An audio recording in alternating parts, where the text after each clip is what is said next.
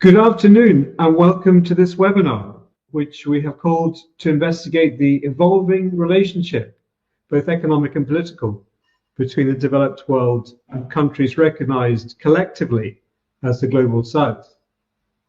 This is a very timely issue, made all the more urgent in response to America's imposition of unprecedented tariffs as a foreign policy tool and the consequent disruption of global trade.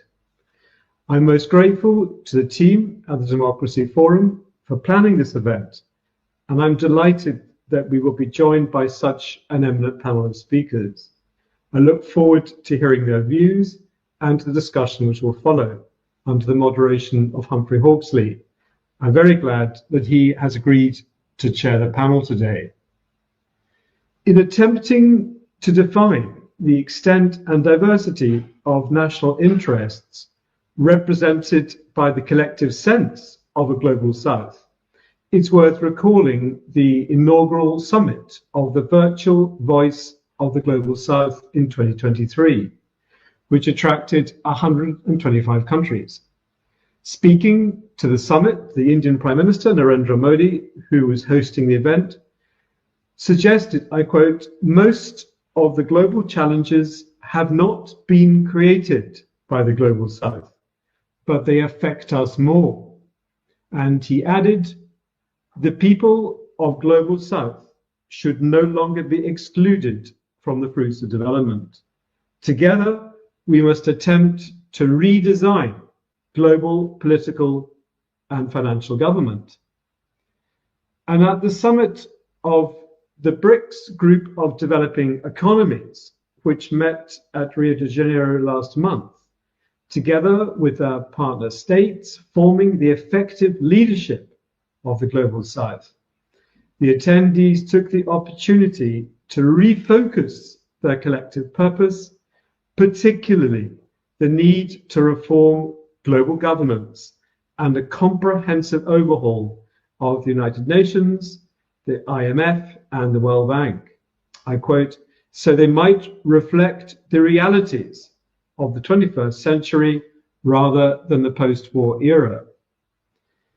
And interviewed in advance of the summit, the former foreign policy advisor to the president of Brazil, Celso Amorim, reflected the widely held belief among the summit attendees that China and the developing nations are today the main defenders of the multilateral system.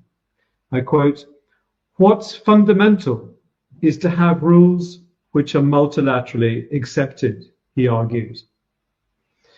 But taking a cautious view of the opportunities for countries of the Global South collectively to promote multilateralism, the former deputy director of the IMF, Mohammed El Erian, writes, I quote, "The notion that in response to actual and potential threats, a large grouping of these countries can quickly achieve strategic autonomy and prosper is unrealistic."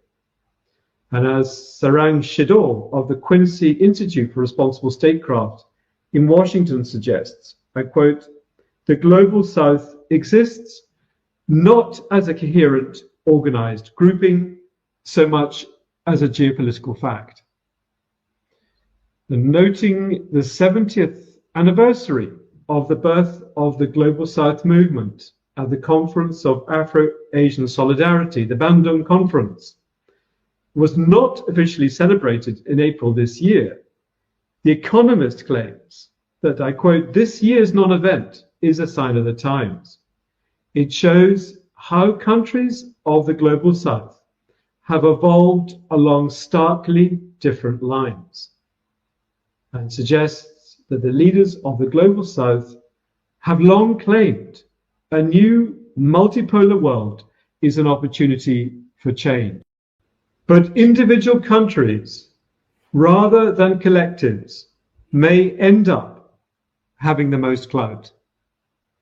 Well, thank you very much for deciding to watch our webinar today. And if you have any questions or comments, please pass them to the panel through the chair.